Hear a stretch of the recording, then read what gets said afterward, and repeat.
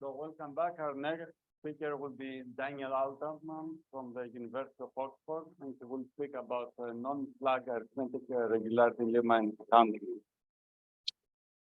Thanks, Nikos. Thanks to the organizers for having me and letting me speak about some stuff that I thought about a little while ago. Yeah, so I'm going to be speaking about a non-flag arithmetic regularity lemma and counting lemma. Okay, so let's start with some notation, which I think has appeared at least once already today. So I'm going to let square brackets n denote the set of the first n integers. I'm going to use this expectation operator or this expectation notation just to denote a normalized sum. So here I'm going to sum over two variables which lie in the first n integers, and I'm going to normalize by the number of things that I'm summing over, and I'm going to let f be a one-bounded function taking value in the complexes. And yeah.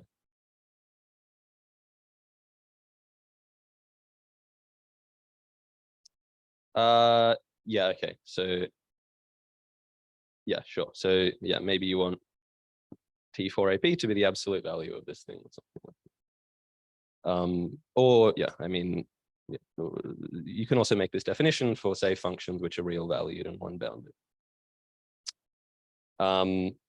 Okay, so nonetheless, this is somehow a normalized count of the number of 4 APs, 4-term arithmetic progressions, weighted by a function f, and sort of I'm going to take it as a starting point that sort of operators of this form, these sorts of T operators, are inherently interesting. So for example, if you can prove that T4AP of f is positive amongst all functions f with positive density, then you've shown a strong version of Semirates' theorem for 4-term arithmetic progressions. Okay, and you may not only want to know about 4-term arithmetic progressions, you can obviously ask combinatorial questions about all sorts of linear patterns. So this is the notation that I'm going to use for that. So I'm going to let psi be a sequence of, so capital Psi be a sequence of linear forms, each in d variables. And then I'm going to use this T psi notation to denote the analogous object. So in our example above, we had little t equals 4, d equals 2, and we had the linear forms that are listed on the slide. And this more general notation is the direct generalization of that. Okay. So oftentimes you want to say understand some combinatorial property of your linear pattern psi, and to do so, say you want to know what this T psi operator looks like uniformly across all say 0 to 1 value functions f. So a very informal statement of the arithmetic regularity lemma is that in actual fact any sort of extremal behavior for this T psi operator comes from a nil sequence. So obviously I'm sweeping a lot of stuff under the rug here, but the sort of one maybe even slightly disingenuous characterization of what the arithmetic regularity lemma says, and sweeping all sort of quantitative aspects under the rug, is that in actual fact, if you want to find extremal behavior for this T psi operator, it suffices to look at a class of sort of arithmetically structured functions called nil sequences. So we've reduced our initial goal of studying this T psi operator to studying this T psi operator evaluated at some particular functions. Okay, so I need to tell you what a nil sequence is. We've already seen this, I guess, probably once or twice today. But they are, let me motivate them as generalizations of characters in the following sense. Okay, so an additive or linear character is, I'm going to write it as the composition of a linear sequence, so theta n, on a simply connected abelian Lie group R, which has co-compact lattice Z, and then I'm going to compose that with a smooth function, which is automorphic with respect to the lattice. And then I'm going to do essentially the same thing in an appropriate generality. So I'm going to replace my linear sequence with a polynomial sequence. So a polynomial sequence, the data that I'm going to give that's associated to a polynomial sequence on a Lie group is a sequence of coefficients G1 up to GS. And then the sequence is formed by the product on the slide. So you have some polynomial sequence mapping from the integers to your simply connected nilpotent Lie group, also connected, which has a co-compact lattice. And then I'm going to compose that polynomial sequence with a smooth function, which is automorphic with respect to gamma. Okay. Okay, so in oftentimes when you see this definition, it comes attached with a notion of a filtration. I'll say a bit more about filtrations later, but suffice it for the meantime to say that, well, yeah, so it's, I'm not going to give the definition now because it's going to add length to what I'm already saying. And sort of part of the moral of this talk is that, at least from the perspective of the distribution theory of polynomial nil sequences, in certain contexts, filtrations aren't quite the right data structure. Okay, so to be concrete, you can get stuff like polynomial phases. So this is coming again from your abelian Lie group R with the same lattice and just a slightly more fancy polynomial phase. And again, we've seen the Heisenberg group a number of times now. And so my polynomial phase here is going to be, well, the nth power. So this is going to be a linear sequence on the Heisenberg group. So it's the nth power of G1, which is this element here. Okay, and I'm not going to construct a function which is automorphic with respect to a lattice, but when you do so, you can get things like bracket polynomials.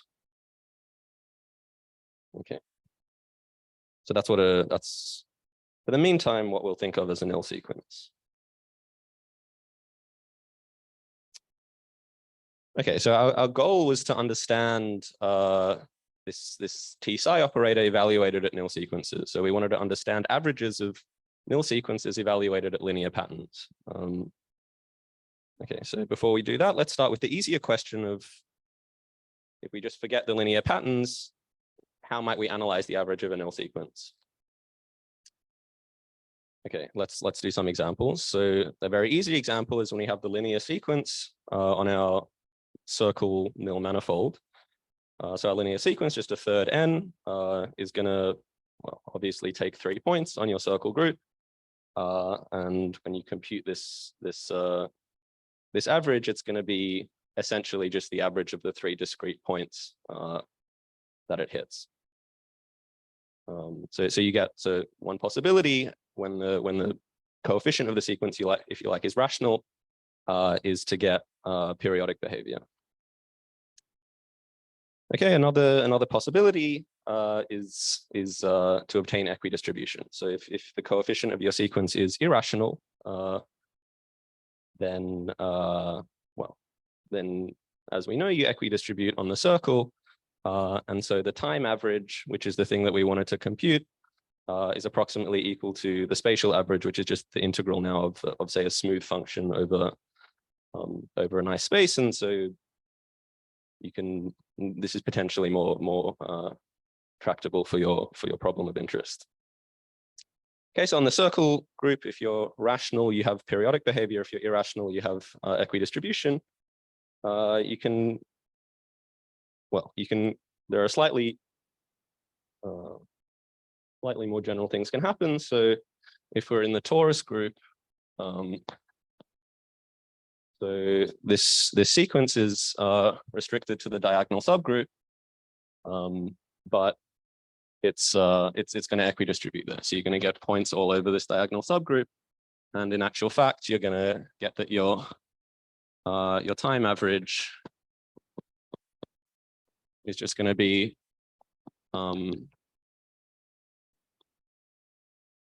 so it's going to be the integral over some subnil manifold. Okay, and then there's one more behavior to look at. So it certainly doesn't equidistribute on the full thing. And in fact, it's not going to equidistribute on a connected component, but it's going to, once you pass to sub-progressions, equidistribute in cosets of a subnil manifold. So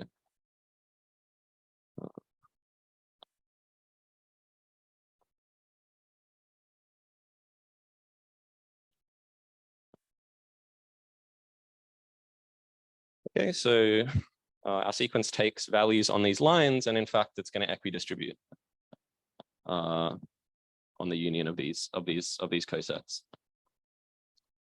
And if you pass the subprogression, so this subprogression is when n is congruent to 0 mod 3. This is when n is congruent to 1 mod 3, and n is congruent to 2 mod 3. Then you can basically integrate over a coset of a subnil manifold.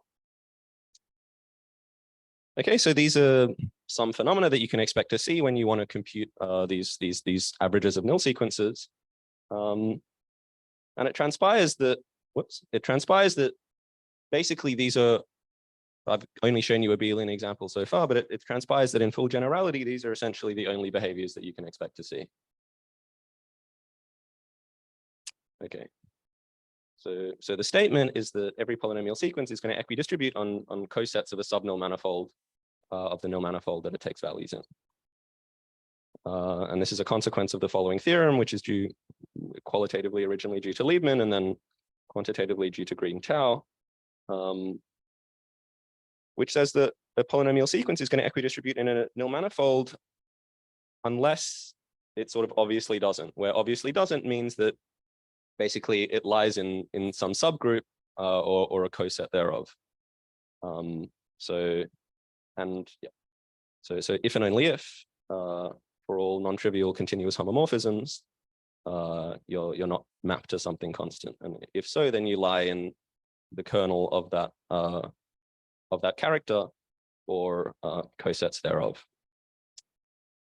Okay, so if you don't lie in the kernel of some character or cosets thereof, then in fact you equidistribute on the full thing.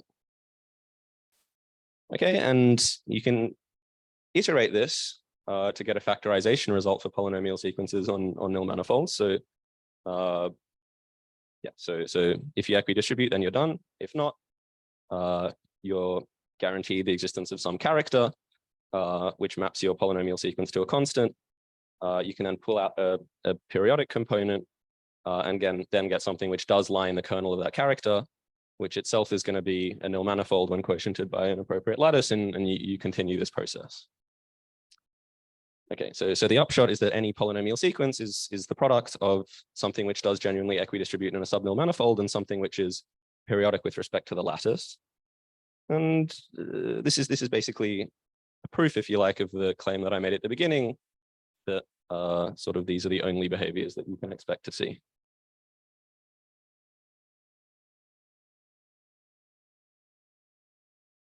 Yeah, modulo Z, modulo.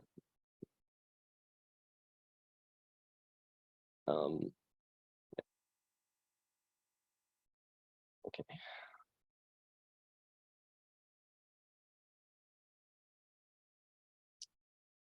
Okay, so to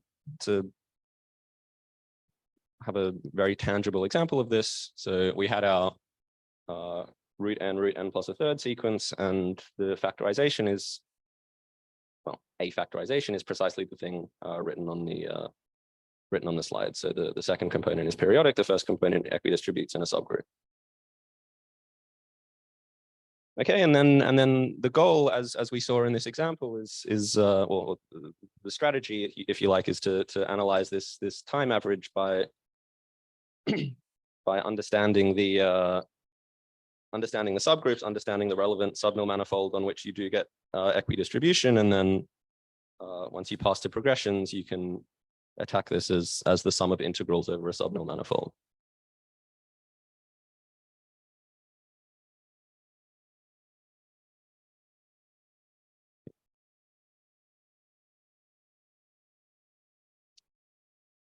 Okay, so that's the strategy for averages of nil sequences. Now, what happens if we have the average of nil sequences composed with linear patterns, which is the thing that we wanted for our combinatorial applications?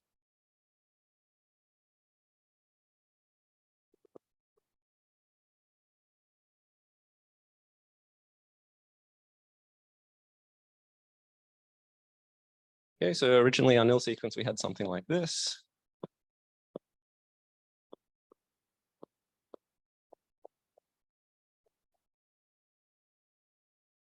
And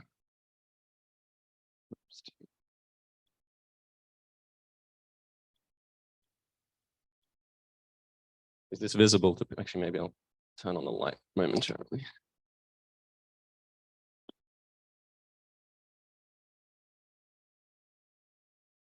Okay, and then we. Okay, so that's the definition of a nil sequence. The situation now is as follows. So we start with n to the d. We have some linear forms which map into n to the t or some similar set. Okay, and then we're going to have now a t-fold product of our original nil manifold. Okay, and we're going to map under our polynomial sequence into each of these things. Okay. And then I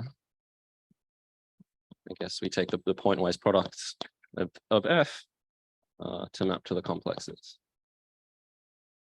Okay. Okay, and the point now is that this can still be viewed as a nil sequence, albeit as a multi-parameter one. So I'm going to call this composition g of psi, which is the thing written on the slide. So the point is you still get a multi-parameter polynomial sequence from n to the d into some Cartesian product of your original nil manifold, and you get some automorphic function as well. And a multi-parameter version of the Liebman-Green-Tau result holds, and so you're guaranteed, in fact, that this g psi polynomial sequence, which is the composition of psi with g in each component, is going to equidistribute in some subnil manifold of g to the t mod gamma to the t.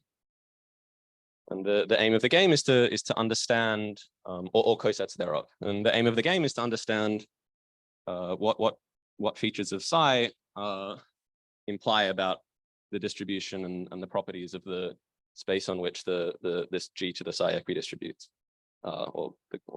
cosets. Okay, and then to pull it back to our original combinatorial question, we know that so we know that extremal behavior for our t psi operator comes from a nil sequence, and thanks to this theorem, we know that every nil sequence is going to equidistribute on cosets of a subnil manifold. So when we pass the subprogressions, we can analyze this thing as an average of integrals of this form, which may well be more tractable for whatever problem we're trying to attack. Okay, so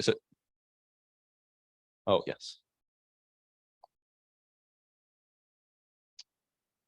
Okay, so the aim of the game now is to understand what this distribution looks like, and moreover, we sort of want to understand, so given psi, what this orbit can look like uniformly in all prospective sequences. So the arithmetic regularity lemma gives us a nil sequence, but it gives the existence of a nil sequence, which is, say, extremal for our problem, but we don't know what that nil sequence is. So if we're going to say something about our problem of interest, we're going to want to say something that have some structural property of our distribution, which holds uniformly in whatever the nil sequence is that we're handed.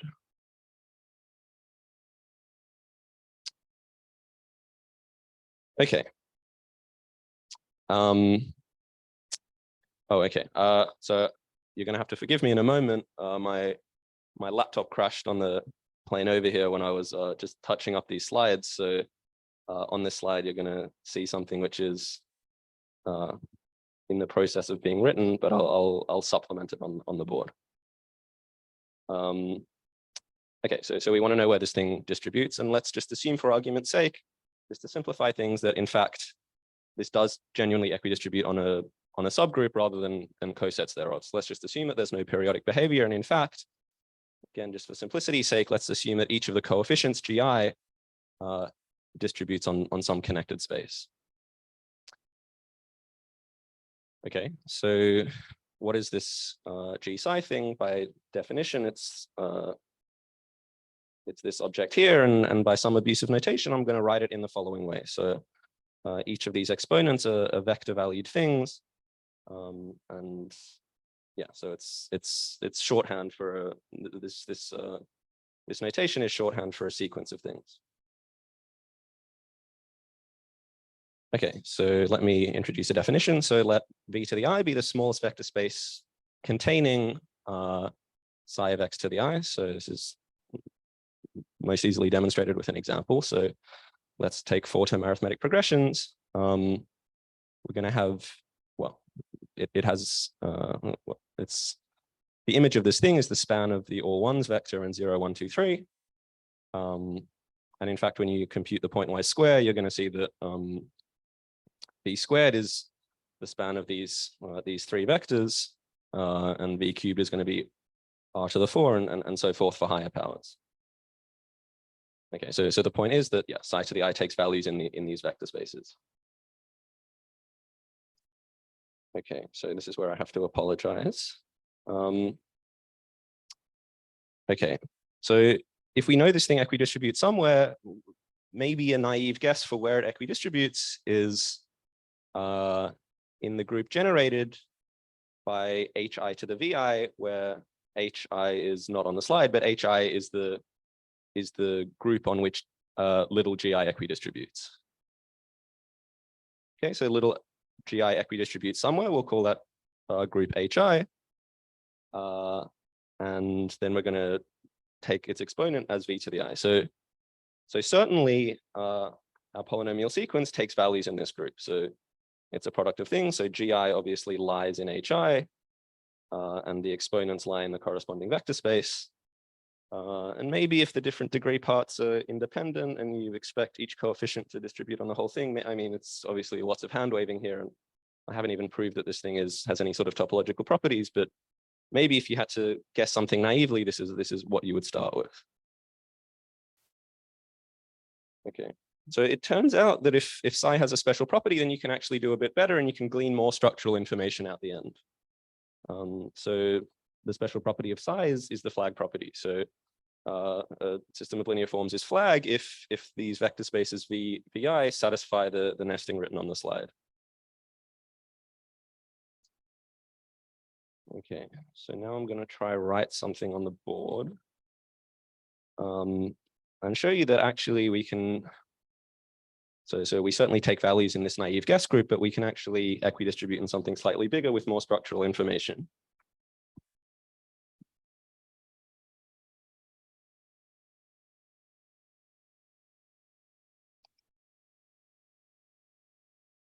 We've seen the definition of a filtration, a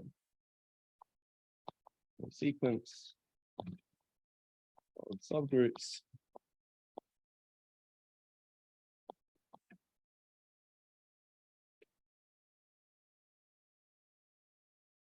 That is a filtration.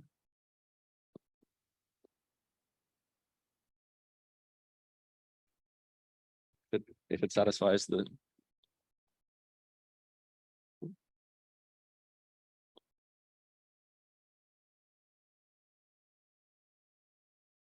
okay, and my claim, which I'm not going to prove, but I'm going to try and motivate, is that actually if psi satisfies the flag property, then not only do you get our naive guess group, but you can actually insist that you can replace hi's with okay, so hi's are sort of the smallest plausible group that you could expect in each component.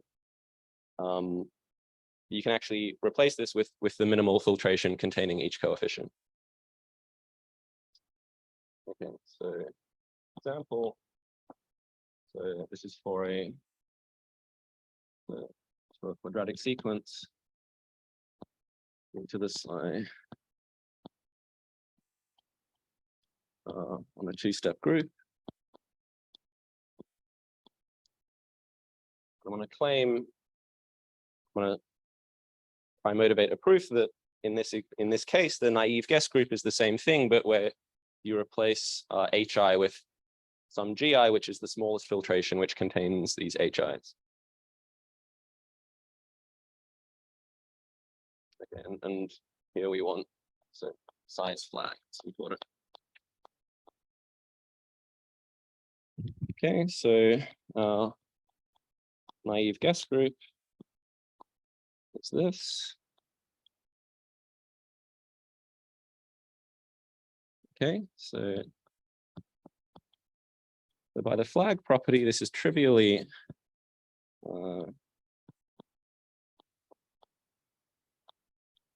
it's trivially equal to this thing, just because V is contained in V squared.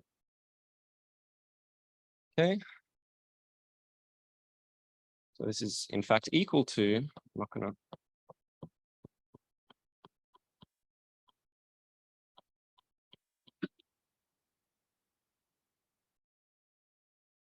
Okay, so this is sort of an easy exercise. So this is by sort of Baker-Campbell-Hausdorff. So it's an easy exercise if you're willing to take for granted Baker-Campbell-Hausdorff, and you observe identities of the following form in a two-step group.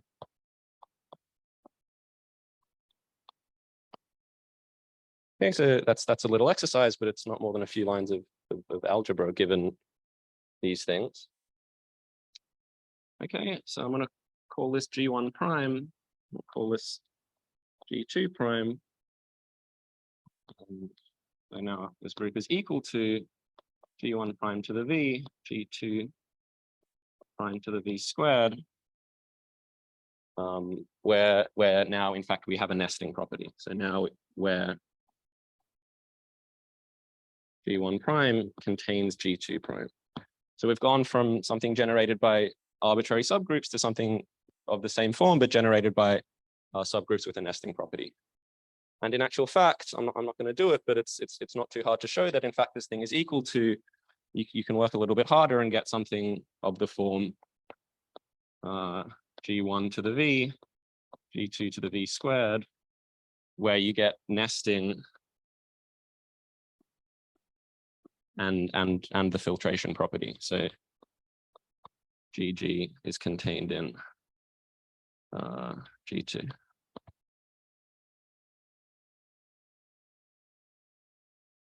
Okay, so the point is not to follow this line to line, but the point is that we've crucially used the flag property in this line here to append H2 to the V to our group. And as a consequence, with a little bit of work, we can get nested groups, and in fact, we can get nested groups which satisfy this commutator condition, and so is a filtration.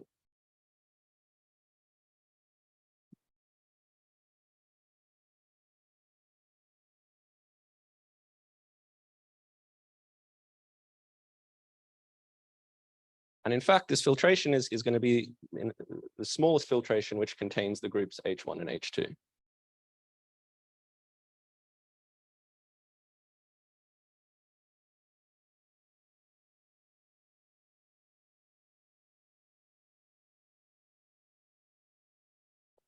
Okay. Cool, yeah.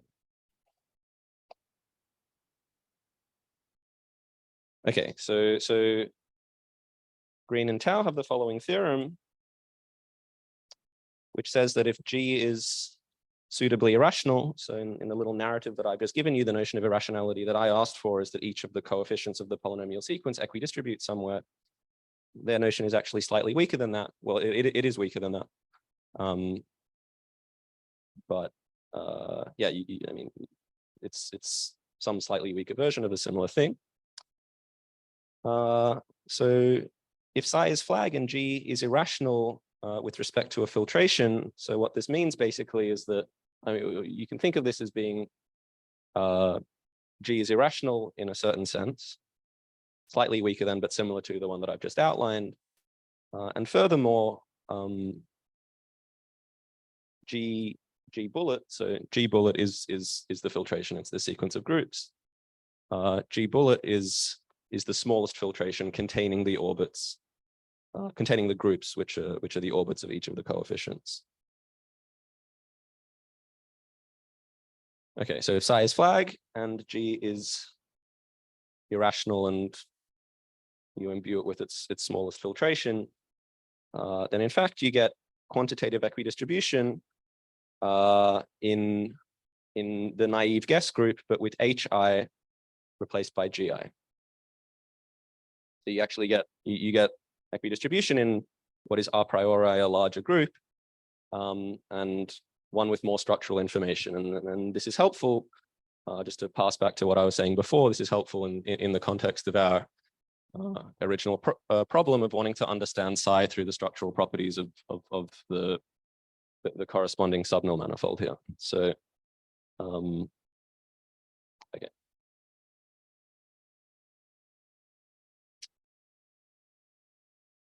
Okay, so they give a distributional statement for G which are irrational in a certain sense.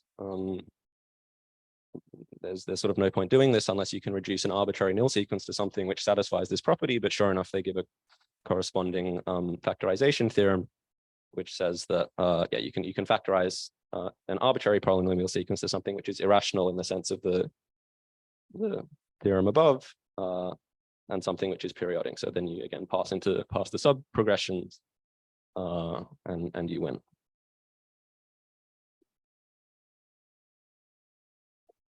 However, there are abelian examples where, so if we don't have this flag property, there are abelian examples of quadratic sequences on, I guess, one-step groups where, in fact, the naive guess group is strictly smaller than the Liebman group, the one which comes out of the Green-Tau theorem. And in actual fact, you get equidistribution in the smaller naive guess group, and this Liebman group, which comes from filtration, is too large, basically because you have no right to include this H2V in your group.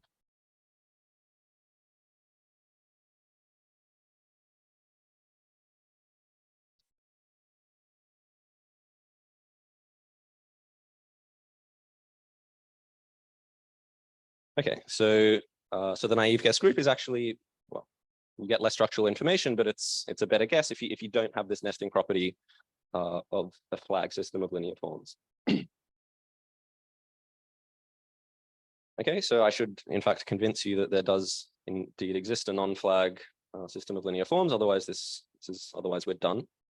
And indeed, one can check that. Well, the example on the slide has V being the span of these two vectors, and V squared is the span of three other vectors, and V squared does not contain V.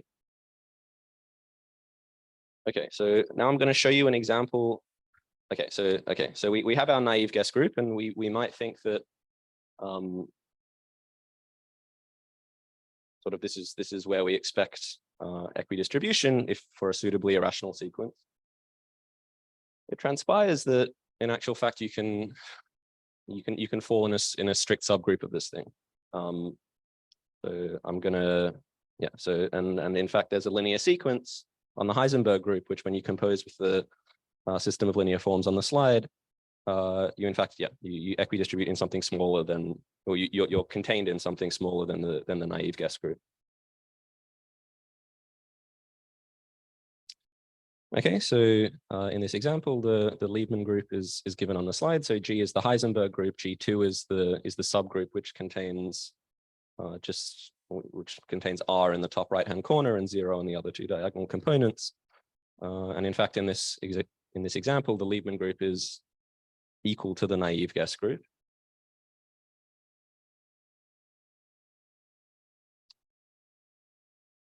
Okay, so we equidistribute on this thing unless there's a character, a non-trivial character on this thing which vanishes on our polynomial sequence. So my function which transpires is a character, is the thing which, so it takes a 4 tuple of these matrices, and you take the inner product of this vector W with the top right component. So I'm not going to prove that this thing is a character here, but it relies crucially on the fact that W lies in the orthogonal complement of V squared. And the fact that it's non-trivial in our group, relies on the fact that it's not in V perp. So it's in V squared perp, but not in V perp. So this is where we're using the flag, or the absence of the flag property.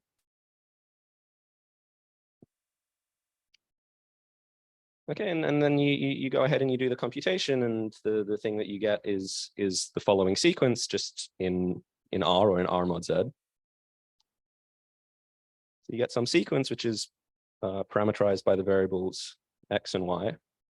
And this thing is going to vanish. So W does not lie in the perp of V. So W does not. So W.V1 and in fact W.V2 are non-zero. And so this composition with the character is going to be zero if and only if C is equal to a half AB.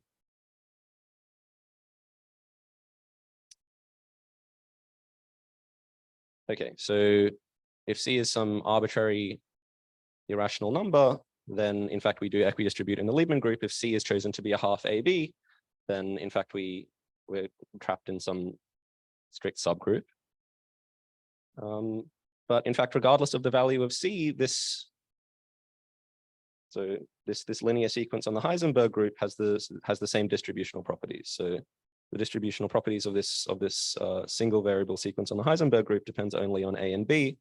So if they're chosen to be suitably irrational and independent, then in actual fact, we're going to have sequences which distribute in the same way on the Heisenberg group, but then when you compose them with a non-flag linear pattern, you get different distributional behavior on the product norm manifold.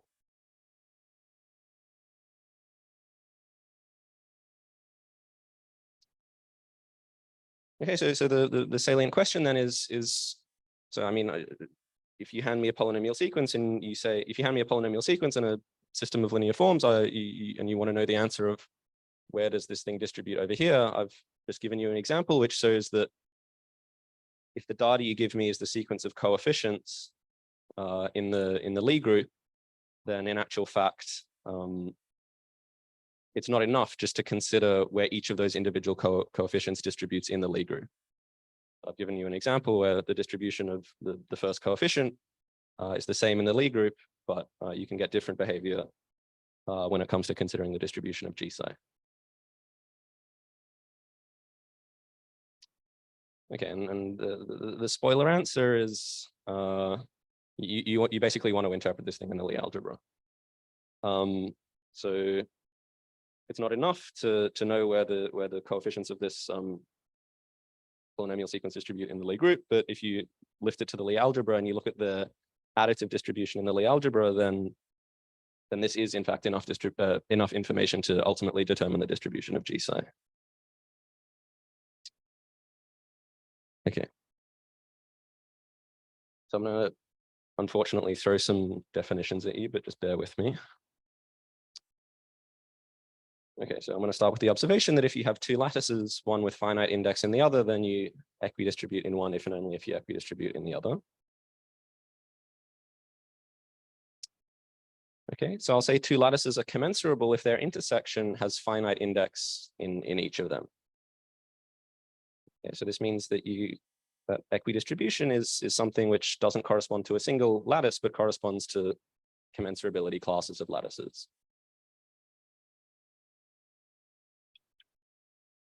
So the silly abelian example is that you don't really care if you equidistribute in R mod Z or R mod 2Z. These things are equivalent, and the thing on the slide here is that I guess this silly observation generalizes. And it transpires that the commensurability of lattices has a nice interpretation in the Lie algebra. So your lattice is some set of points in the Lie group. You map that up with the log map, the usual log map to the Lie algebra, which is a real vector space. And you get a bunch of points in this real vector space, and you take their Q span. And it transpires that two lattices in the Lie group are commensurable if and only if their Q span in the Lie algebra is the same thing.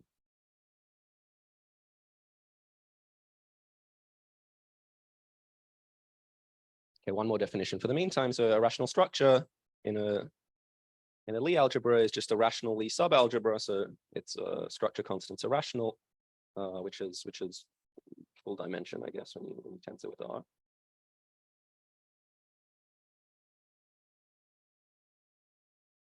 Okay, and the crucial fact is that there's somehow a one-to-one correspondence between these rational structures in the Lie algebra and commensurability classes of lattices in the Lie group. So for any rational structure, there exists a lattice which maps up to whose Q-span in the Lie algebra is that rational structure, and conversely, the Q-span of any lattice does indeed give a rational structure. So this is a true fact. Okay, so I've thrown lots of words at you, but the upshot is that we can interpret equidistribution in the Lie algebra quite nicely. So we can interpret equidistribution in the Lie algebra. So we equidistribute in our Lie algebra G with respect to a fixed rational structure, if and only if the image of that sequence equidistributes in the Lie group. And by the facts that I've thrown at you, this thing is well defined, which a priori it's not at all obvious.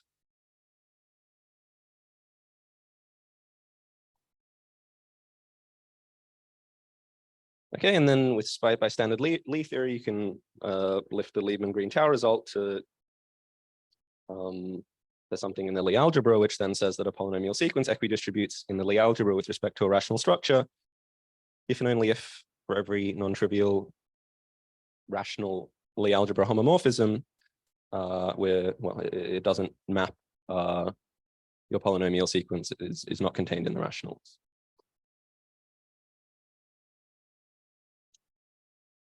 Okay.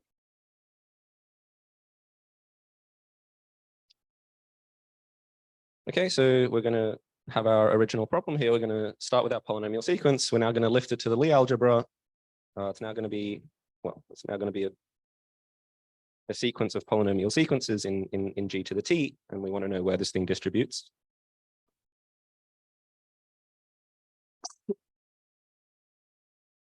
Okay, so for convenience, we're going to identify G to the T with the tensor product of G and R to the T. So this is, well, this is as trivial as a vector space isomorphism, and then the vector space on the left inherits a Lie bracket structure from the thing on the right, and it's just the thing written on the slide.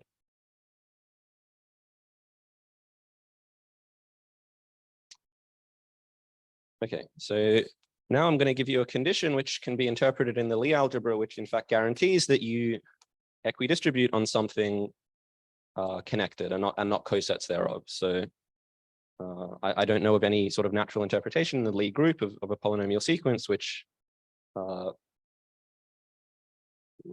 implies that G to the psi is going to equidistribute in something connected, but it transpires that this is the right definition in the Lie algebra. So we'll say that an element of the Lie algebra is linearly irrational with respect to your rational structure if for all rational linear maps, the fact that rational linear map maps your element to Q in fact implies that it maps it to 0. So so an easy example is just in an abelian Lie group where the group is the same as the algebra. So we had so we saw this sequence before.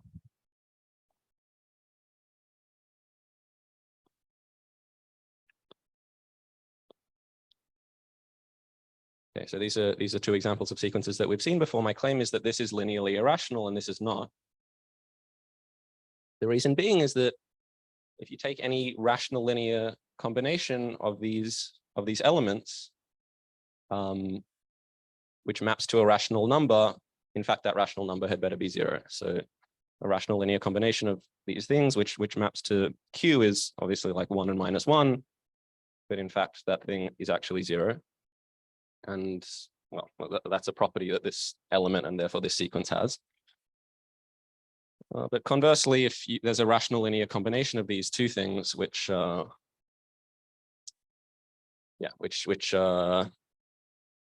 lies in Q but is non-zero, so you're going to get like -1/3 or something here.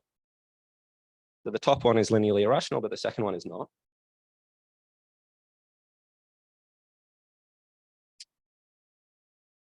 Okay, so the main theorem says that if you have a polynomial sequence in the Lie algebra such that each coefficient is linearly irrational, so you start with your G, you lift it to some polynomial sequence in the Lie algebra, it'll be written as a sequence of the form on this slide. If each of the coefficients are linearly irrational in the sense that I've written on the slide here,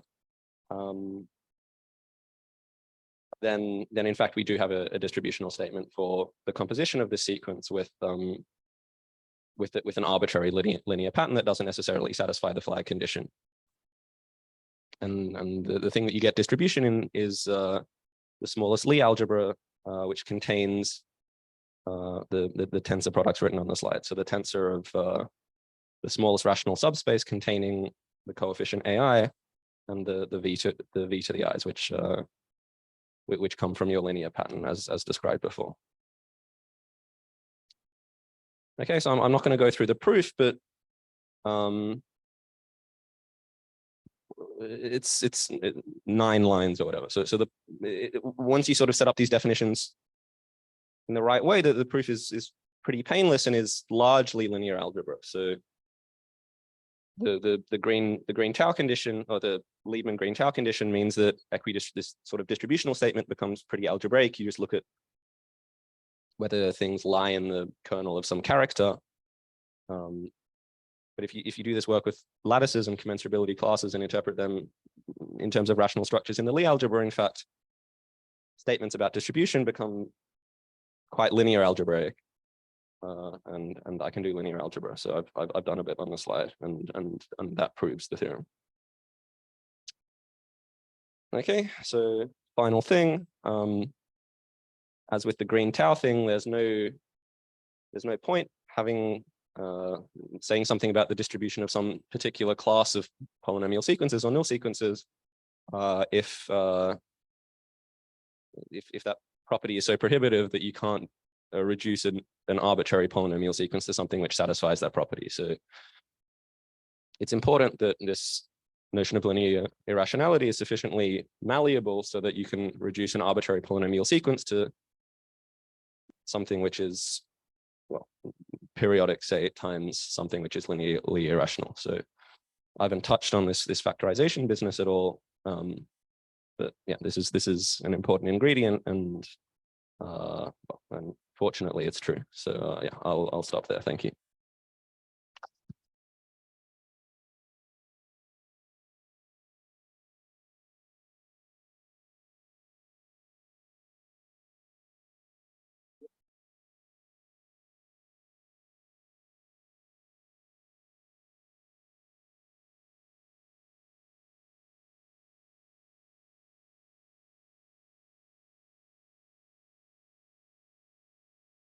Oh, I just mean okay. So if you want to, if you show this thing is positive in a way that is independent of n, then you get many 4-term arithmetic progressions. So if you show that T4 of AP of f is greater than 0, you get Semirates' theorem. If you show that it's greater than 0 in a way that doesn't vanish with n, or that, say, just depends on the density of the function, then you get the sort of Varnavidi strengthening of Semirates' theorem. I don't know. I don't know.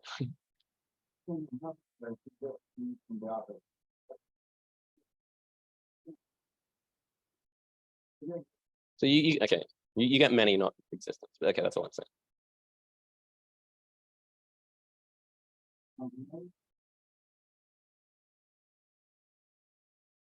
Very quickly, any applications you have of this stuff, maybe proof or complexity? Yeah, so fortunately, yeah, you can, yeah, so you can literally use this almost prepackaged to give an answer to the true complexity problem. So it's the smallest Gauss norm that controls a set of linear forms, and yeah, so I mean, you have to do so in this application. Yeah, that's one of the motivations. Yeah, so that was left open, and this, well, the hole's been patched a number of times now, but this is one such patch.